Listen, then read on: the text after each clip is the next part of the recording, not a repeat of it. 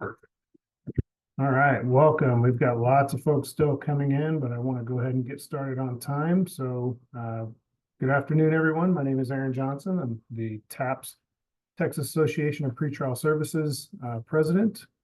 We are presenting today in regards to measuring what matters. We have a few people here that are on our panel. Peyton Jones is sitting at Sam Houston with the Correctional Management Institute and helping us facilitate this presentation today. Thank you very much. We have Wendy Venberto, who is the new executive of the National Association of Pretrial Services. And we have Mr. Aaron Burdick, who is here from the Judicial College Division in Illinois. So without any further ado, I just wanted to mention, as some of you may have come in, you might have seen that we do have an announcement that came out, is going to be coming out to the main group for TAPS for our conference that's coming up. So be looking for that. Our registration for the conference and for the hotel are both live, and that information will be provided to everyone as we're coming in. We are going to have, we're going to have some more information coming out about that here very soon, but with that, I will turn it over to Wendy. Thank you so much, Aaron. It is wonderful to be here with all of you today. Thank you for coming. I want to say a special thank you to Aaron and TAPS for co-hosting this event with us today. This is one of the sessions that would have taken place at our NAPSA conference in New Orleans had the hurricane not cut us a half a day short. So this was one of the presentations that would have taken place Wednesday. And so very happy for you to be able to join us today. As we're going there, Aaron Burdick is going to be providing us a wonderful educational opportunity and lots of resources. I may throw a couple other resources in the chat, so just be looking as we go. And otherwise, just want to say a very special thank you also to Aaron Burdick and the Illinois Supreme Court's Judicial College for allowing Aaron to be with us here today to present this information. And Aaron and I have had a long history of working together, and so it's even more of a pleasure to be with him today and be with all of you. So thank you all, and with that, I'll turn it over to Aaron Burdick. Thank you so much, Wendy, and great to have everyone here today. I'm so thankful to have the opportunity to come in and speak with TAPS regarding measuring what matters, as well as those members who are watching the webinar from the National Association of Pretrial Services Agencies. So since we do have a good mix of audience members, what I'd like to just start off with is go ahead and go to your chat, which is the bottom of your black banner bar on Zoom, and go ahead and type in there what county and state you're with, just so we can kind of get a gauge of if we have people from all across the country or if we have people specifically from Texas. So we see Texas, Illinois, DC, Pennsylvania, Hawaii, awesome, New Mexico. Wow, we see a whole range of people, which is fantastic to hear. So we're really excited to have so many people from across the country here today. So thank you all so much. I'm going to go ahead and I'm going to share my screen, and we're going to go ahead and get started. Again, as what Wendy and Aaron mentioned, my name is Aaron Burdick. I am a professional development manager for our Illinois Judicial College. And I've been in the field of pretrial services for about 12 years. I started off as a probation pretrial officer and worked my way up to be a director of probation and court services in Central Illinois. I had the great opportunity when the Office of Statewide Pretrial Services here in Illinois became established to do their foundational curriculum and teach the newly developed Office of Statewide Pretrial Services best practices in the field of pretrial services, which included conversations on this topic right here, measuring what matters. So we'll go ahead and we'll get started here today. So what I'd like to do is I'd like to start off by utilizing a really handy tool that I love to use, whether it's in-person presentations or virtual presentations, and it's called Slido. So what I want you to do is I want you to take out your cell phone, I want you to go to your camera, and I want you to hover over the QR code. When you do that, a clickable link will pop up. I want you to go ahead and click that link. It'll take you to the Slido page, which you'll then type in NAPSA, hashtag NAPSA, into that section, and then it will allow you to type in. As you see at the top of our screen here, you can see 6 participants are typing. Go ahead and type in there why data is important for you. and we'll go ahead and we'll see what some of your answers are. Because throughout this training here today, I'd like to be able to hear from you.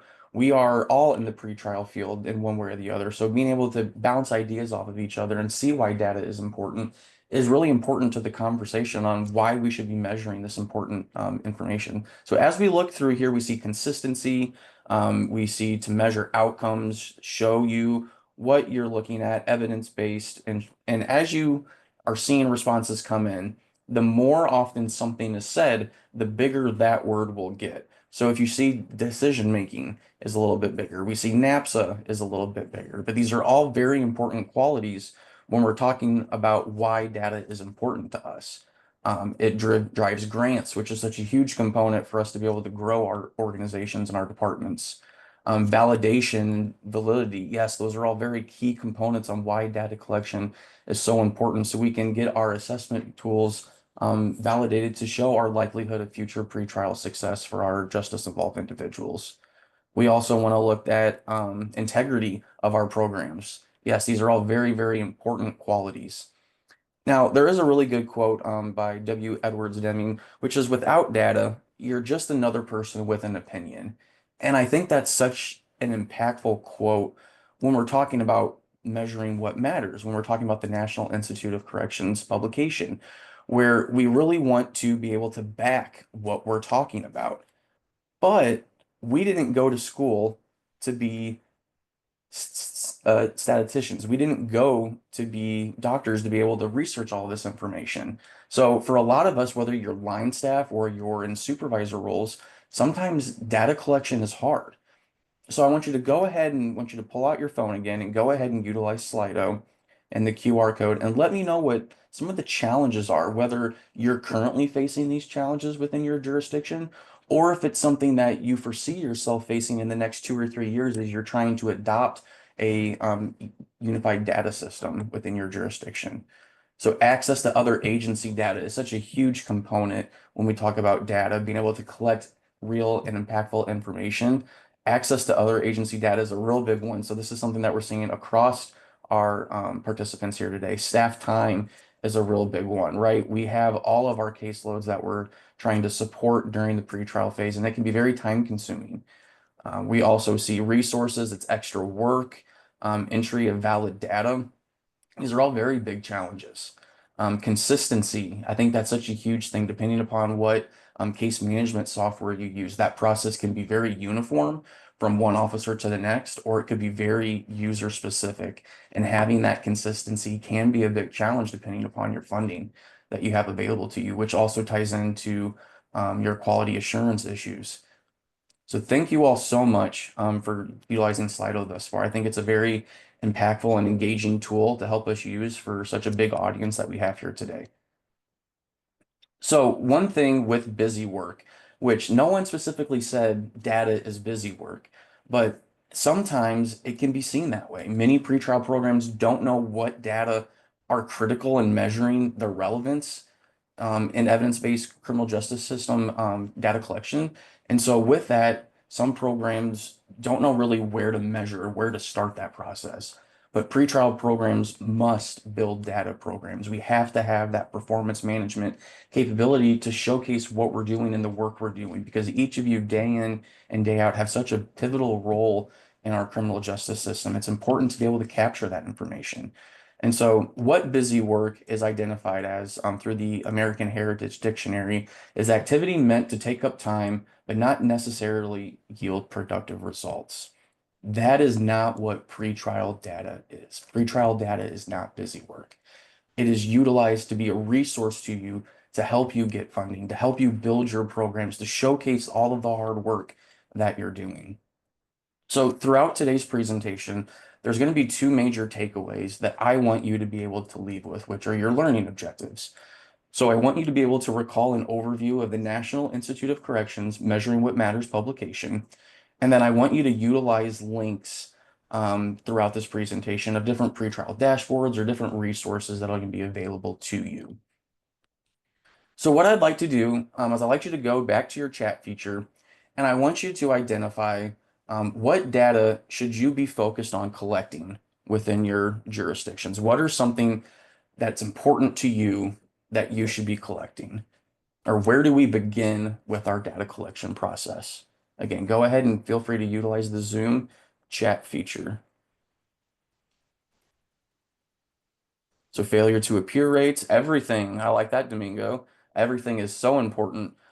Success rates, recidivism, cost per client. Yes, these are all very, very important data collection points. Rearrest rates. Yes. So through NAPSA, the National Association of Pretrial Services Agencies, through their best practice standards, which came out in 2020, which we'll get to in just a little bit, they've identified 3 M's that are important in the goal of pretrial services. Those goals are to maximize release, so making sure that we're releasing those individuals who we should be releasing and detaining those individuals who have the lowest likelihood of pretrial success. Finding ways that we can maximize court appearance within our jurisdictions and maximize public safety. These are kind of the 3 pillars through the NAPSA best practices and standards for our field, which identify as our goal of pretrial services. This is kind of our starting point of data collection. These are kind of the main focus points that we should always be targeting. Now, one thing specifically with the standards is that recently NAPSA has come out with a webinar that indicated that they're in the process of revising the 2020 standards on pretrial release to offer a updated version, which will hopefully be coming out in 2024. For those that were a part of the webinar, I thank you for participating in that. It was such a valuable conversation and good things to come for our field of pretrial services. However, if you were unable to attend that webinar, have no fear. The webinar and the PowerPoint are available on the NAPSA website. If you go to the website and you go under the standards tab, you should see those options there for you to click on. I would highly encourage you to take a look at those. They're very valuable resources to you. And again, NAPSA and TAPS are always there to ensure that you're getting the most up-to-date information in the pretrial services field. But we are here today to specifically talk about the National Institute of Corrections publication on measuring what matters. If you have not reviewed this document before, I would highly encourage you to take a look at it, to utilize the QR code, because it is a very, very valuable resource. Wendy is also putting in the chat right now a bunch of very relevant information to you as well. Again, we have the YouTube link for NAPSA, as well as the National Institute of Corrections Measuring What Matters article. If you don't want to utilize the QR code, I would highly encourage you to take a look at that as well. And within the publication, they're defining kind of what those outcome and performance measurements are that we should be focused on. We have outcome measures, performance measures, and critical data collection. These are kind of the main pillars within the publication that we're going to be focused on here today. So when we talk about the definition of data collection, what we're looking at is we're going to, again, go back to our 3 M's: pretrial release, court appearance, and public safety. And so we're going to kind of talk about each one of these items and what that means for us in the pretrial services field. Again, for our performance measures, we're going to look at the quantitative and qualitative characteristics of performance. So think of that as your response to your individual contact or your screening tool that you're utilized within your jurisdiction. Your performance measurement is going to be the process of tracking their progress towards achieving your program and mission goals, as well as including that information on those resources to ensure that you're getting the quality inputs and outputs that you're looking for. Are you collecting the information that you're wanting to collect to get the specific output you're looking for? Again, mission critical data is probably one of the most important categories that we're going to discuss here today, where we're trying to support the data collection and linking those outcomes and performances to ensure that we're tracking those progresses to get a specific measure. So think of it as potentially caseload ratios, which was a little sneak peek, a conversation that was discussed during the NAPSA standards webinar as well. So keep that in mind as things to start looking at as we're collecting, as we're moving forward. So our first one we're going to talk about is release rate. And release rate is going to be the percentage of individuals who secure release pending case disposition. So think of it as you're securing their release. You're dividing that overall by the number of people who were arrested within your jurisdiction and multiplying that number by 100. That is going to be your release rate within your jurisdiction. And again, we do have those that are putting things in the chat. I greatly appreciate that. 156 attendees so far. That is a fantastic number of attendance. So I really thank you all for participating here today. What we're looking at is the total number of individuals arrested for criminal offenses and the subject of those individuals who secure release pending case disposition. Again, I come from the state of Illinois, and we no longer have a cash bond system. So we are you're either released or detained state. And I know that there's other states across the country that are potentially looking at moving towards that type of system. And so as you're looking at your release rates, those are things to also indicate within your data collection processes. But again, the pretrial services agencies is important, should calculate and keep separate release rate outcomes by jail type. So if you are in a cash bond system, which for those TAPS members here today, you do have, so whether it was a secured or unsecured bond or it was a non-financial release, we want to make sure we're collecting release rate data points specifically towards each of those individual components, as well as assessing any risk mitigation levels as well. Our next one is going to be appearance rates. Go ahead and go to your chat feature. What types of appearance rate data collections do you think you should be looking to collect? What are things that are important to you as either line staff of pretrial services agencies or as supervisors? Again, feel free to utilize the Zoom chat. I would love to hear from you and hear from all 156 from you. What are some of the important things for appearance rate data collections?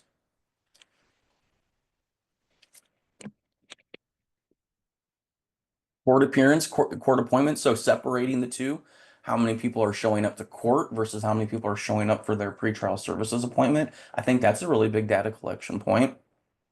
Failure to appears, I think that's a good thing as well. Types of release and appearance. If they were a failure to appear, were they able to get them in later? I think that's a huge quality, Chris. So I'm really glad that you mentioned that again. Our goal is to support people during the pretrial process. We want them to be successful. So identifying, were we able to identify that that person had an FTA, but ultimately we were able to get them back to court to where that warrant was maybe quashed. That's a really big, important data collection piece that can help promote your agency and showcase your agency's benefits to your stakeholders. We also want to look at pretrial check-ins versus meaningful court hearings. Yeah, what is that level? How often are people showing up to court versus those check-ins, and how likely are they to continue to show up?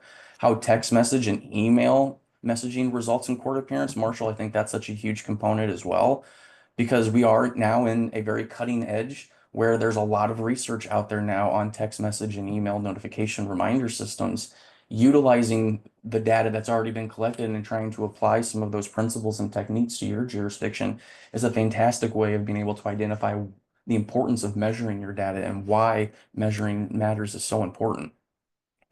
We also want to look at information of the court hearing in addition to willful non-appearance. Again, here specifically in Illinois, Domingo, we do have something specifically tied towards willful flight. And so that's something, again, to kind of keep in mind as well. So willful non-appearance, I think, is another important aspect of data collection for your court appearance.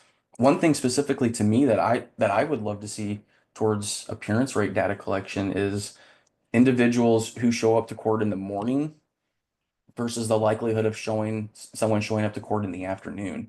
Is there a difference in likelihood of court appearance? There may be, there may not be. But appearance rate data collection is really the percentage of released individuals who make all scheduled court appearances pending that case's disposition. So this is those individuals who appear before all scheduled court appearances divided by the securing release pending case disposition. So were they released, and multiplying that number by 100. That's how we get our appearance rate data. Now, all criminal cases with a verified pretrial release before the disposition, having no bench warrants or habeas corpuses issued for a missed court appearance. That's what we're trying to identify with appearance rate data. We also want to make sure that as we're going through this, that we're calculating and we're trying to keep an adjusted appearance rate for those individuals who could have a voluntary surrenders, if you have that within your jurisdiction, or surrenders that the pretrial services agency helps facilitate. So it was mentioned earlier in the chat that if someone did have an FTA and pretrial services was able to intervene to get that individual to report back to court, being able to document that separately from those individual data collections is such a huge component, again, to show your benefit of your organization and the hard work that you do day in and day out. And I also think it's important to, when we talk about data collection, again, this is one of our 3 M's, right, within the National Association of Pretrial Services Agencies standards on pretrial release. We want to maximize court appearance. And I think sometimes the way that we get used to verbalizing and writing these things out is always in the negative. So it's saying that, they have a 20% likelihood of failing to appear in court. I think the more important thing that we can do as pretrial services agency staff is ensure that when we're documenting our reports, we're developing and identifying and researching our data and publishing our data is to report this information in the positive. So what I mean by that is rather than saying that someone has a 20% likelihood of failing to appear in court, that we're identifying that information as they have an 80% likelihood of success. I think having that type of information could be really important when it comes to promoting pretrial success and how we measure what matters. I think these are all very important qualities to look at. We also have our public safety rate, which is another very big component, which again was one of the challenges mentioned earlier by the participants here today on being able to identify criminal history from other jurisdictions. But that public history or that public safety rate is those individuals charged with a new criminal offense pending disposition over those divided by those individuals securing pretrial release pending that case disposition. Again, this is a National Institute of Corrections term, public safety rate. We know by participating with Advancing Pretrial Policy and Research, along with other publications, that we want to try and be mindful of the language that we use. So that term, public safety rate is something that, we want to be mindful of. So maybe it's community safety rate or community rate. Those are all different variables that we can incorporate within that title. But again, this is related to the area, and it's key to ensure that we're tracking new jailable offenses, whether it's a felony, misdemeanor, any type of case type when they occur, but it's only during the pretrial process. Again, we have to be mindful that we are pretrial services agencies, that we want to make sure our data collection and what we're reporting is during that pretrial phase. And again, it's that percentage of released individuals who are not charged with a new criminal offense pending case disposition. But again, this all sounds great in theory, right? We have our 3 M's. We want to maximize court appearance, maximize public safety, and maximize release. But how do we turn the theory of being able to collect all of this data to actually applying it? So what I'm going to do is I'm going to now transition into sharing my screen again. But what I'm going to share now is I'm going to share what we have here in Illinois, which is our Illinois Pretrial Resources page. I will provide this link to you as well. It'll be a QR code once we head back to our next slide. But if you do just a quick Google search of Illinois Pretrial Resources page, this will be one of the first 2 options that pop up. With the Pretrial Fairness Act here in Illinois, we really wanted to make sure that we were not only transparent with our data, but we were able to ensure that we're able to keep all of our stakeholders up to date with any of the new appeals processes that were coming through, or providing resources and webinars and documents to help guide our stakeholders throughout the pretrial process. And so we were very fortunate that our Supreme Court was able to create this dashboard on our Administrative Office of Illinois Courts website that not only helps keep our stakeholders up to date, but also gives information to the public. So we have our different pretrial opinions from our appellate court, which here in Illinois, we are a unified court system. So I think that's an important thing to showcase as well. But our pretrial dashboards is really what I want to talk about here today. And I want to talk about our Office of Statewide Pretrial Services dashboard, because I do think that that is such an important piece of information as we go through this. So what we have here is just a dashboard overview. And then as we go through here, it really kind of breaks down our data. And this data is being updated daily, which I think is such an impactful piece of quality information. Now, the Office of Statewide Pretrial Services has over 70 counties within Illinois, which we have 102 total. So not every county is within the OSPS structure. However, this is something that we're also trying to incorporate those other jurisdictions to put on their own dashboard. So again, we can be transparent with all of our data here across our state. But we have our total number of individual investigation reports that were completed by our pretrial services agency since the implementation of the PFA, which was September 18th of 23. And then we've broken that down even more between felony and misdemeanor. Again, this is taking the theory of what we talked about earlier, going to investigation reports and actually applying that into practice. We also have, breaking that down further, what were those specific case types that we mentioned earlier when we talked about public safety? We have our class M, which is our murders, our class X felonies, class ones, all the way down to our class C misdemeanors. So as you can see, a majority of the investigation reports that we're seeing are either between that class 3 and class A misdemeanor range here, specifically in Illinois. We also have, which I think this is a really important quality here when we talk about the release rate data. Again, I mentioned it earlier, Illinois is no longer a cash bond system. We are a pretrial release or detained. Those are the two options that we have. And so of those detention eligible justice involved individuals, 52% have been detention eligible, meaning that only 52% of those individuals arrested in the state of Illinois since September 18th had an offense that could even qualify them to be detained, which means that 48% of those individuals had to be released into the public. And this information really kind of breaks down those data points and how that process goes for us here in Illinois, which again is taking the theory and actually applying it into our specific principles here in Illinois. And I think it's important for us as pretrial services departments across the country to share these things, because this is how we can grow and develop your jurisdictions. We can learn from each other, incorporate new techniques or new data points that we want to collect. And we can share that research with everyone so we can update our standards with NAPSA. We can ensure that we're collecting meaningful information to be supportive to our stakeholders.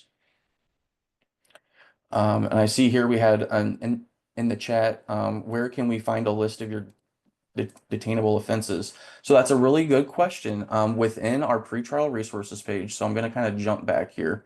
Hopefully it goes back. If it doesn't, I will kind of show that here in just a second. So 1 second on that question. Next, we have average length of time of pretrial supervision, case processing time. Yes, Sarge, I think that is also a very, very key component as well. And again, we also had in here just different fillers. So total court dates. When we talk about court appearance, right? Again, one of those 3 M's are pillars for our NAPSA standards of the individuals who have been supervised since the Pretrial Fairness Act went into effect again, September 18th of 2023. The Office of Statewide Pretrial Services has had individuals having a total number of court dates of almost 50,000. Of those 50,000 court dates, 95% resulted in no failure to appear warrant being issued. 95%. That is a fantastic number. If I was given those odds to win the lottery, I would sit back and relax, and I would take that any day of the week. Only 5% of individuals had a failure to appear warrant issued of 50,000 cases. 50,000 court dates. That's an unbelievable stat. By having the proof of the data to showcase that is such a huge and relevant thing. So I'm very thankful for the Office of Statewide Pretrial Services being able to showcase that data to us. Yes, that's very, very impressive. And again, just because this is where Illinois is, doesn't mean that this isn't where, you know, your county in Texas could be, or your county in Hawaii, Oklahoma. We can all get dashboards and be able to collect and promote this data. It's all a matter of getting your state, having those conversations, going through continuing education programs like this, where they can identify why measuring what matters is important, what the National Institute of Corrections has in their publication on the importance of data collection. So to answer the question, where can detainable offense be found? In our additional pretrial resources page here, we have all of the information that was relevant to our training to help support our stakeholders in preparation for the Pretrial Fairness Act. So we have, you know, PFA lessons learned, we have a toolkit, as well as additional flow charts. Now in December, we did have some changes and additions, so you would want to make sure that you go through that process. But again, detention hearing flow charts, modifying sanctions, this is where all of those additional resources can be found as well. So thank you so much for asking that question. And again, in the chat, we also had a very important question. Will you be sending the recording out to participants? I know that this is going to be recorded. I believe it will be posted on the NAPSA YouTube page as well. So you could always refer people to that. So we're going to go ahead and jump back to our PowerPoint, and we're going to take that theory and practice that we just mentioned, and we're going to go kind of into, again, the next stage of this. But I do want to make sure that I share the QR code. I know some people really love QR codes. I am probably one of those, if you cannot tell throughout this presentation. But feel free to utilize the QR code. Otherwise, if you just go to Google and do a search for Illinois Pretrial Resources page, it'll be one of the first two options there for you to select. But when we talked about trying to identify what are those important data points that you want to collect, one of the important things that you identified was the success rate, right? It was going to be able to identify of those individuals who make all of the court appearances and have no new charges, divided by those individuals who were secured release pending disposition. That is how you identify your success rate.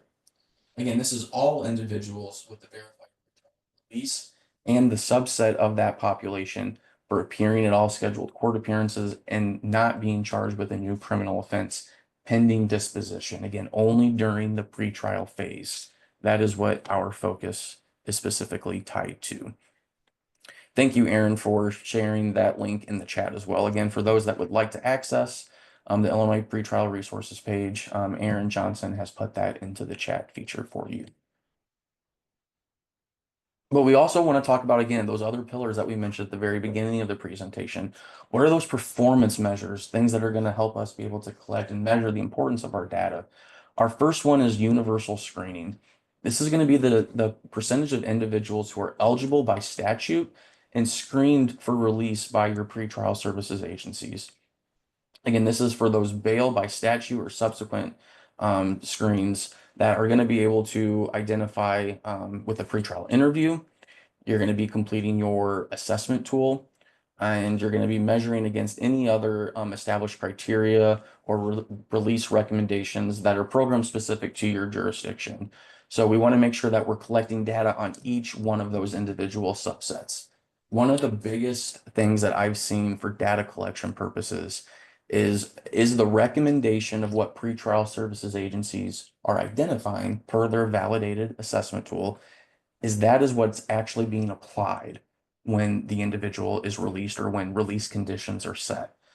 Having data to be able to showcase that 80% of the time your judges or magistrates are following those recommendations, that's a huge success. And I think that that's something that should be shared if you have that high success rate. If you have that lower universal screening rate where those recommendations aren't being applied by your stakeholders, I think that is a good conversation to have to be able to, again, reiterate the importance of pretrial services, identify that these are validated assessment tools that through data, through research, they're able to identify likelihood of future pretrial success. Our next one is going to be that recommendation rate, which I just kind of mentioned, but it's taking each of those subsets and making sure that at each process, you're able to collect that data to ensure that you're getting meaningful responses to each of those individual collections. We also have response to individual conduct. I think this is really important as well. And again, it's the percentage of the time the pretrial services agency responds to their individual conduct regarding court release conditions. So again, we have our recommendations, right? We want to ensure court reminders that they don't complete or don't have any new criminal activity, but sometimes your court may order those other conditions. We still want to make sure that we're collecting data on those conditions and be able to identify, is this ensuring their future likelihood of success, or is this maybe over conditioning individuals? By being able to collect this information, it could really help identify an overall view of, are our recommendations meaningful and impactful? If they are, then maybe we could have that definitive data collection piece where we're saying, well, maybe over conditioning them or having these conditions don't have as much likelihood of success as others. I think that's how we can get overall change to ensure that we're following best practices across the country. We also have our intervention rate. So think of this as the percentage of outstanding bitch warrants or habeas courses issued at the subsequent of these events with the recorded resolution of the pretrial services agency. So the total number of warrants recorded to identify whether or not we need to be involved. So just as an example, if someone does have that failure to appear, how often are we getting involved in those failure to appears to ensure that they come back to court? I know that there's some pretrial organizations across the country that once a FTA is issued, they kind of sit back and wait until that individual is picked up, and then they start the process again of being able to provide those supportive services. But we want to make sure that was that FTA willful, was it intentional, or was it forgetful? And what can we do to ensure that that individual is brought back to court so their case can progress forward?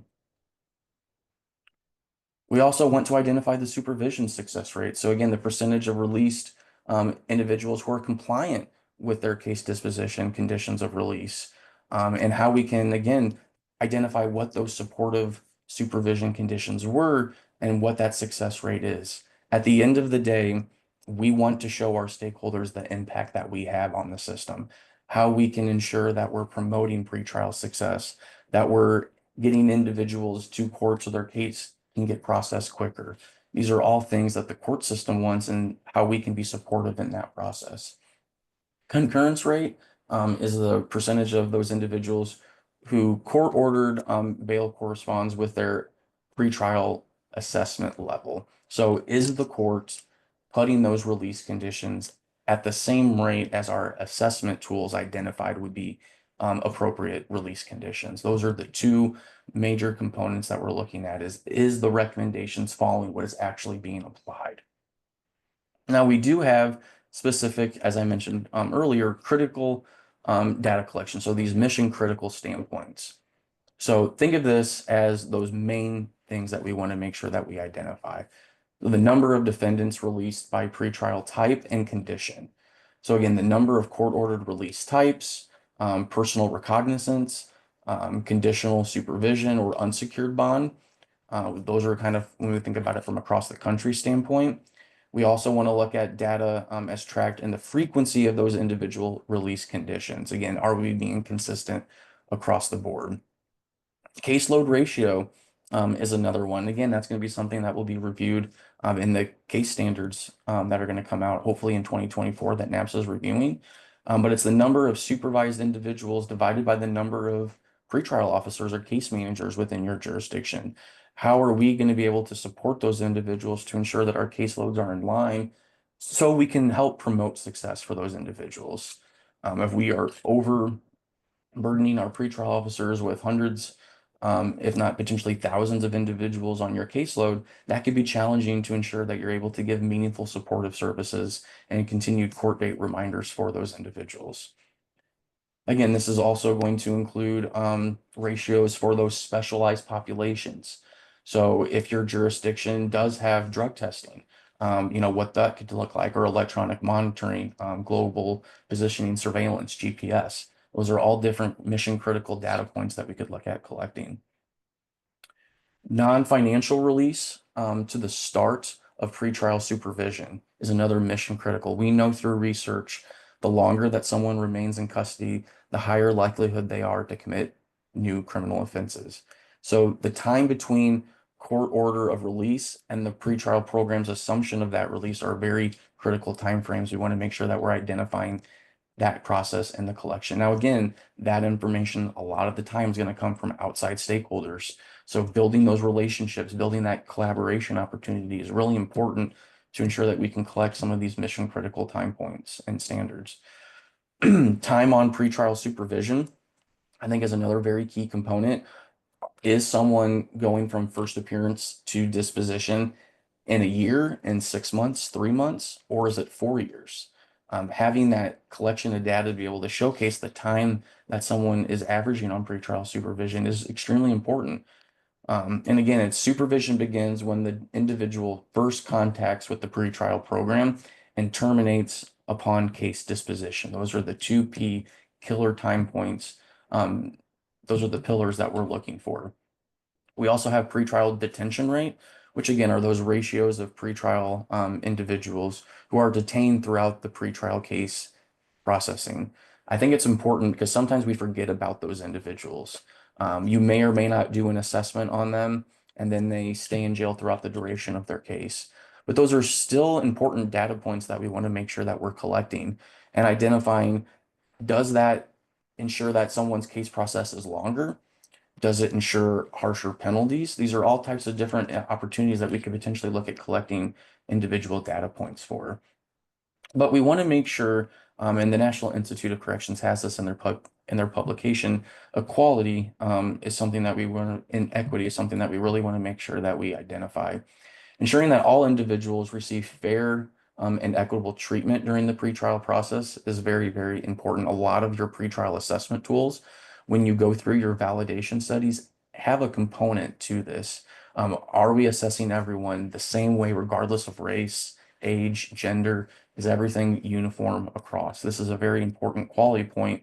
When we look at measuring what matters, besides using those outcomes and performance matrix that we just mentioned, we also want to make sure that we're identifying any other free of bias. So not only with the assessment tool, but are we looking at the conditions that we're releasing those individuals on?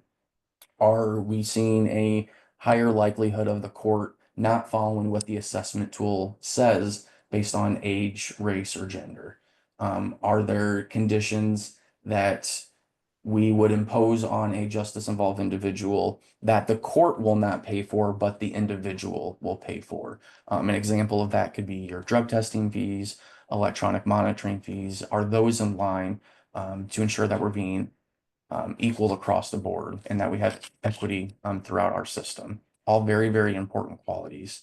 But one thing I would like to ask is, are you currently collecting data within your jurisdictions? Go ahead and put yes or no into the chat, because I would love to see what we're seeing from across the country.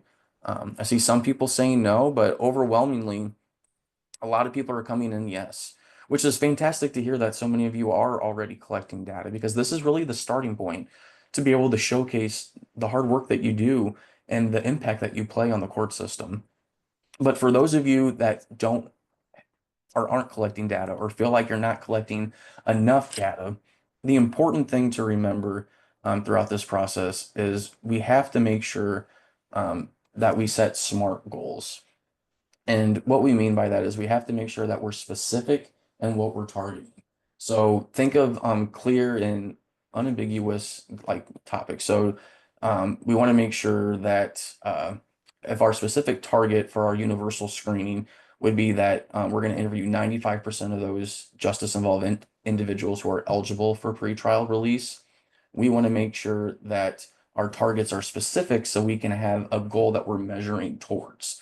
If we're just going to say we're going to collect data on A, we want to make sure that we're able to collect it to a certain point or collect it to a certain outcome that we're trying to achieve or see where are we at with this process.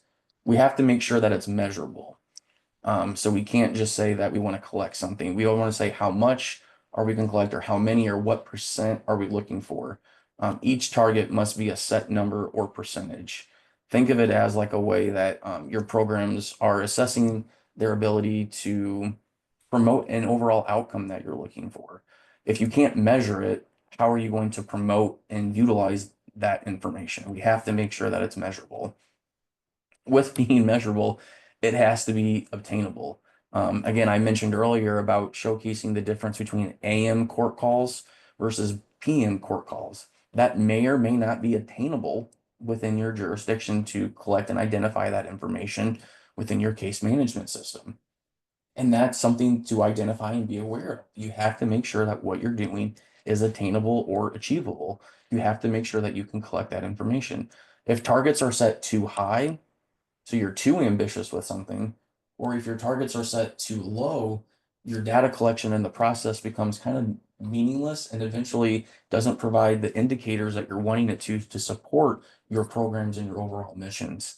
So think of this as like, you want to make sure that you're looking at over, like a good example is look at your last year or 2 years, review that data, and then set a goal for a year or two later on how you're going to implement change or how you're going to assess likelihood of what the impact is on email notification reminders or how texting court date reminders are being utilized in your jurisdiction and how that has promoted future likelihood of success. All little bit of component and differences on how you can make it obtainable. We want to make sure that's relevant or realistic. So think of this as organization resources and the areas that can actually be influenced in. So are you trying to make a relevant impact on your supervision caseloads? Relevant impact on those specialized populations, so those individuals who have drug testing or electronic monitoring conditions? Or are you trying to look at those individuals who are charged with felonies versus misdemeanors? Again, the more kind of relevant, realistic, specific we want to get is going to be the important quality there. And we have to always set a time, be time bound. Again, fixed durations. Is it a calendar year that you're looking at this for? Or maybe it's your fiscal year. Is this something you're going to take back to your boards or your chief judges or your jurisdiction's leadership to showcase what you've done over the last year? But it's important to make sure that it's a SMART goal, that we're identifying specific, measurable, attainable, relevant, and time-bound indicators. Now, with this, we do have some lessons that are learned, not only through what the National Institute of Corrections has identified, which we'll get to in just a second, but I also think it's important for us to be able to hear from each of you to identify what are some of those lessons learned. An overwhelming majority of you identify that you're collecting data currently. So what are some of those lessons learned from your data collection process thus far, whether it's something that has been challenging to you that you've been able to overcome, or is it something that you are going to maybe start looking at collecting data on? What are some lessons learned that you would like to share with the group? Again, feel free to put your answers into the chat. And as those answers are coming in, I think it's important to make sure that we're tying our measures, so what we would like with our SMART goals, to our mission. Whether it's something that your organization has its own mission statement, which again is a part of the NAPSA standards for pretrial release, that we have a mission statement, but make sure what you're measuring matters, right? Make sure what you're measuring is mattering towards your overall organization's mission statement. That's a great way to be able to even start your process, using those performance measurement indicators that we mentioned earlier to track those progresses on how you can strive towards those organizational goals. And I think what we have in the chat so far is really fantastic too. Entry of data needs to be standardized. And I think that's a really important thing, Sophia, is that if it's something that's not required, or if there's 2 or 3 different case management systems, that can be pretty challenging. So the more standardized across the board you can make it, the simpler that process gets. If it doesn't seem like busy work, we can actually start applying and utilizing those resources. Don't assume you're talking about the same data point with your different partners. That is a very, very key component. In the pretrial services field, we love our acronyms, right? And sometimes those acronyms mean different things to different stakeholders. So I think the more defined we can be with those, the easier and hopefully the more impactful that information will be, because we're using language that everyone can ensure that they understand to apply that to their practice or to what their responsibility is within the court system. We found that the judges are only following our PSA recommendations 30 to 40% of the time. That's really impactful, right? When we showcase what our importance is in our system and the impact that we have on ensuring individuals' future likelihood of pretrial success and future court appearance.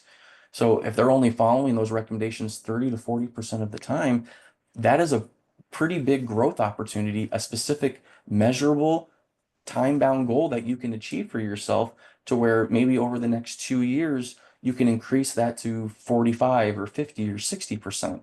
Being able to set that goal that's attainable in a specific time frame can really ensure that you can start that process to seeing the court utilize more of those recommendations. So thank you, Amy, for sharing that.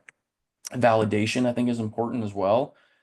Magistrates not following our recommendations. Yes, again, this isn't something that's specific to just one or two jurisdictions. We see this across the country, and the more we can collect our data and showcase our data, the more likelihood we are to maybe see some change within our court system. Providing educational opportunities like this is a huge impact to ensure that overall growth and understanding of the importance of what we do in data. I know if you hand someone data and research, they're going to be more likely to believe and imply that data and what that research is showcasing. A majority or a major challenge is getting buy-in. And Matthew, I think that's a very key quality, not only from your judges, but other partners as well. And having that data collection to showcase your impact and benefit in your system, that's how you can get local funding, but also grant funding from national providers. Having those opportunities to utilize those is such a huge benefit. And I think the next comment here, I think, is also very impactful. Pretrial staff from making those recommendations and having that standardized data entry system. And I think that's so important. In adjusting our targets, we have always met or exceeded. And I think that's important too, because if you're always meeting your goals, maybe you're not reaching high enough. It's always important to make sure that you achieve goals, but we also want to challenge ourselves and try and do better, try and do more for our jurisdictions. At the end of the day, we are public servants and we are trying to promote success for those individuals going through the court system.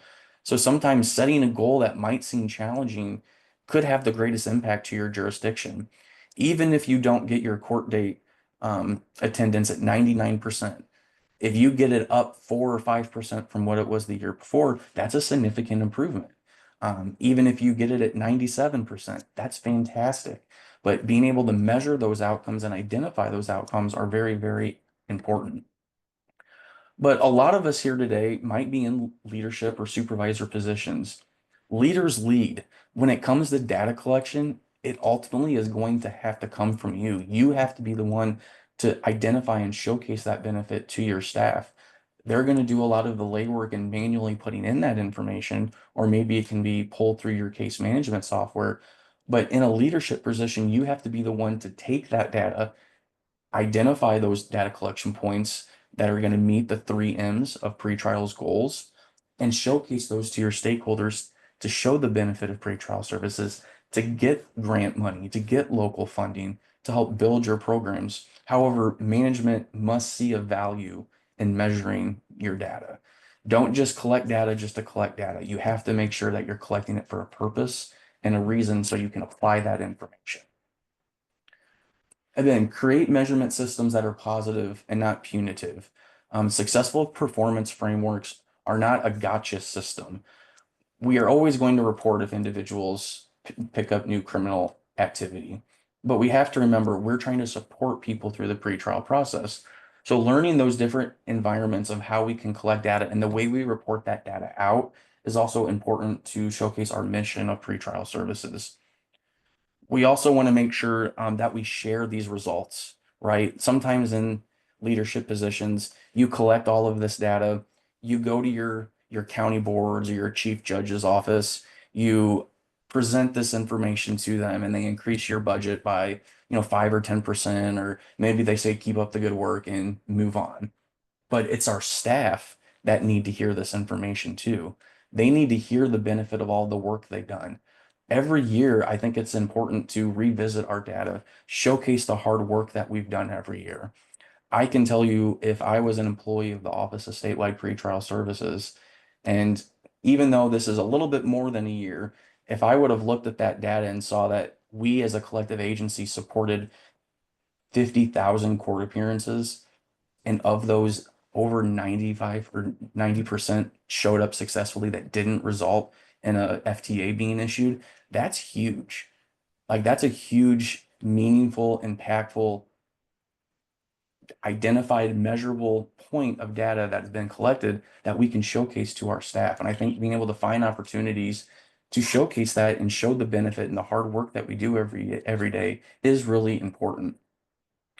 We also want to make sure that if you're going to collect something new, that you do a little trial run in your measurement system before you automatically roll something out. There may be bumps, things that you don't consider from a management perspective. So getting the advice and input from your line staff, the ones that are manually putting in this information, more boots on the ground, is an important thing too, because they may come up with great ideas for things that you can collect. And having those management meetings with your staff to identify data collection, important measuring what matters information can really kind of set that expectation to where you're collecting the meaningful data that you want, that you can then turn around and start applying within your jurisdiction. So I know that as we go through, we talked about W. Edwards Deming in the very beginning on how he thought that, if it's not being, if you don't have data to collect, it's just kind of your opinion. So I think it's important that we end with the quote from him. That's a little more positive when it comes to measuring what matters and the data collection that we are going to be doing as pretrial services agencies. The ultimate purpose of collecting the data is to provide a basis or an action or a recommendation. Again, what we're collecting in needs to be specific, measurable, attainable, realistic, and time bound. If we incorporate that strategy for creating smart goals with the National Institute of Corrections performance measurements, outcome measurements, and mission critical data points that they suggest we collect through their publication, we tie that into the national standards for pretrial release and the 2020 standards that NAPSA came out with the 3 M's: maximize court appearance, maximize public safety, and maximize release. We can ensure that we're collecting meaningful data that has a basis for action or a recommendation to improve our court systems or to help you get more funding, more staff, more resources. So thank you everyone for participating in today's webinar. I do want to make sure that I allow you an opportunity before you leave to complete the evaluation for today's session. We are always trying to find ways to improve our courses and curriculum with the National Association of Pretrial Services Agencies. I know myself and Aaron Johnson, as co-chairs of the Education Committee, are really trying to ensure that we provide meaningful continuing education to you. So please take a moment, utilize the QR code to complete the evaluation. I know that Wendy has also put in the link, so you can click the link as well. She also provided a dosage of pretrial PowerPoint, I believe is what it is as well, presentation. So make sure you take these resources that you've been provided, utilize them. If anyone would like resources from today's presentation, I did send Aaron Johnson the electronic materials for this course, which provide direct links to the Measuring What Matters publication from the National Institute of Corrections, as well as our Illinois pretrial resources page dashboard. Again, as a friendly reminder, make sure you go to TAPS, the texaspretrial.org website, and check out the annual conference. I know that that is just around the corner. I had the privilege of speaking there last year and can tell you from firsthand experience the benefit of going to that. So I'd highly encourage you to check that out. And any final closing words, Aaron or Wendy? The only thing that I would have to add is, again, thank you to Aaron Burdick, thank you to Aaron Johnson, thank you to TAPS, and thank you to all of you for being here. It was a wonderful opportunity to get together, and one of the links I had put in there is for a training that we have here coming up in a couple of weeks on dosage for pretrial supervision. Thank you. Yeah, thank you very much, Aaron. Thank you very much, Wendy. Peyton, behind the scenes, taking care of and getting everything set up for us. Again, there's going to be a lot of virtual trainings. We want to try to promote as much information as possible to everybody. But again, just a last plug, we do have our statewide conference coming up here in May. We're also in our ledge sessions getting ready to start. So we've got probably a lot of changes to look forward to here in Texas. Or across the country, but yes, great work in Illinois. If you have the opportunity to get into that website and start taking a look at the information that they are providing, and it's just great to see because it gives you something to actually a tangible thing to look at and be able to look and compare to what you could do or what you are doing, and gives you something to measure it against. So Great work there. Thank you all, everyone, for attending. We appreciate your attendance and the feedback. That only helps to make our next presentation even better. So thank you all, and have a good afternoon.